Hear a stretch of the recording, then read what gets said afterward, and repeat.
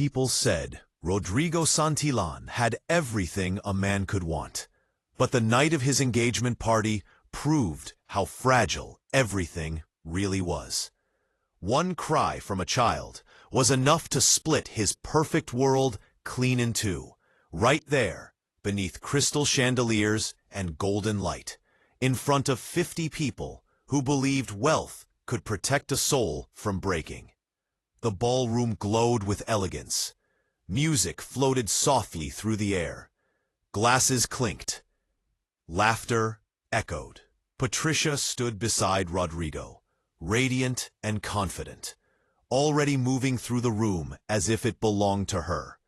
This was supposed to be a celebration of control, status, and a future carefully planned. And for a few minutes, Rodrigo almost believed the illusion himself. Then Mateo whimpered. At first, it sounded small, almost lost beneath the violins. But it grew sharper, louder, desperate. The sound cut through the room with the urgency of pain that had been waiting too long to be heard. Guests turned. Conversations stopped. Rodrigo moved instinctively, lifting his 2-year-old son into his arms, trying to calm him, confused and frightened by the intensity of a cry he hadn't heard in nearly a year. Mateo had stopped speaking 11 months ago, the night his mother died. Rodrigo whispered reassurances, rocked him gently, searched his face for understanding. But the child wasn't looking at him. Mateo's tear-filled eyes were fixed across the ballroom, locked on a single figure standing near the service doors. A woman in a simple housekeeping uniform, hands gripping a trash bin, trying to be invisible. Adele Carter. Before Rodrigo could react, Mateo wriggled free. Small shoes slapped against marble as he ran, stumbling, arms outstretched, straight toward the woman no one had noticed all night.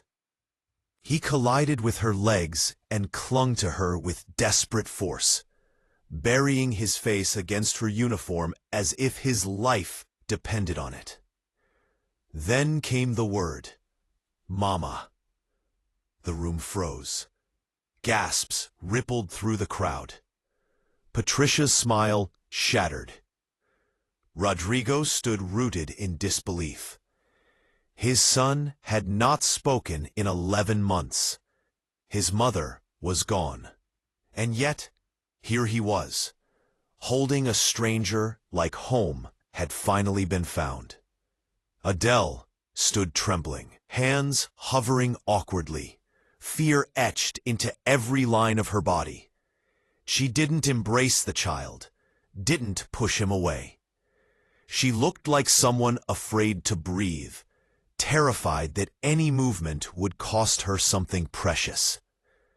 Patricia moved first, her heels sharp against the floor, her voice cutting through the stunned silence. Accusations spilled easily, wrapped in disdain. Manipulation, a setup. A woman like that couldn't be trusted. But Rodrigo saw what she didn't. The terror in Adele's eyes wasn't guilt. It was survival. The kind of fear that came from years of learning that being seen was dangerous. Rodrigo knelt. Mateo looked up at him, cheeks wet, lips trembling. The boy managed a single broken word, barely louder than a breath. Safe. That word changed everything. Rodrigo felt it deep in his chest, heavier than logic, stronger than reason. Children didn't fake that kind of truth. Mateo hadn't felt safe since the night they lost his mother. And somehow, impossibly, this woman had unlocked something grief had buried. Patricia pressed harder, demanding action, demanding authority. Security was called. Fingers pointed. Adele shrank inward, shoulders folding, like she had learned to disappear before the world could crush her. Rodrigo stepped forward, voice calm but immovable. He stopped the guards. He stood beside Adele, not above her.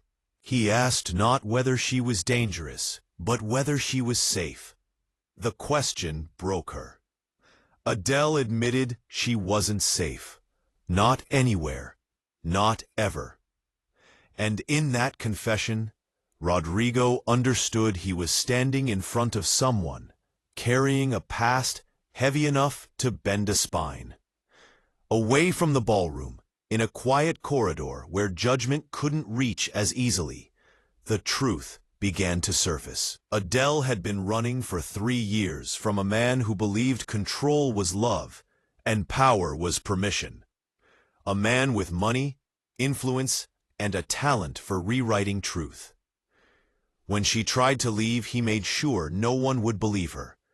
He took her identity piece by piece until escape meant disappearing entirely. She had learned how to clean floors quietly, avoid cameras, stay small. Visibility was dangerous. Kindness was rare. Protection didn't exist. Until now, Rodrigo listened without interrupting, without doubting. For the first time in years, Adele spoke without being silenced. And for the first time since his wife died, Rodrigo felt a purpose sharper than grief. Protecting his son had taught him strength. Protecting someone else taught him courage. When the knock came and the security footage played, the past arrived at the gate in human form. Sebastian, still confident, still certain the world belonged to him. The betrayal cut deep. Patricia had called him. In that moment, Rodrigo saw her clearly, not as a partner, but as someone who valued power over people, control over compassion. Her presence no longer fit the man he was becoming. Rodrigo acted decisively. Law enforcement, lawyers, protection orders. Influence finally used for something that mattered. Sebastian was removed, not with spectacle, but with consequences. Power met accountability for the first time.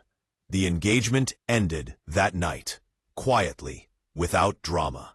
Some guests left confused, others ashamed. But Rodrigo didn't care. He had watched a broken woman find the courage to speak and a broken child find his voice again. In the weeks that followed, Adele stayed. Slowly, carefully, trust took root. Mateo spoke more, laughed, slept without nightmares. Adele stopped flinching at raised voices, stopped scanning exits. Healing wasn't fast, but it was real. Rodrigo learned that wealth meant nothing if it didn't serve humanity. Reputation meant nothing if it silenced pain. And power, when used right, could become protection instead of a weapon. A year later, people said Rodrigo Santilan had changed.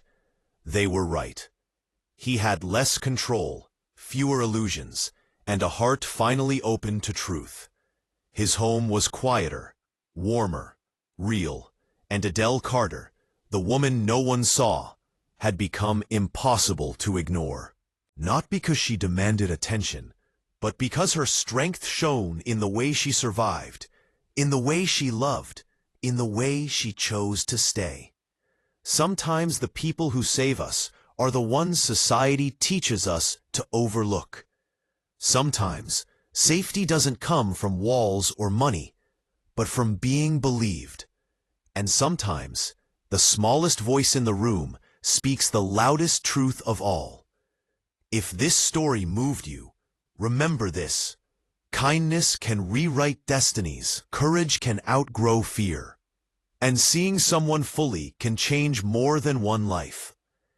And if you believe stories like this matter, don't forget to like, subscribe, and stay with us, because the next story might remind you that hope still finds a way.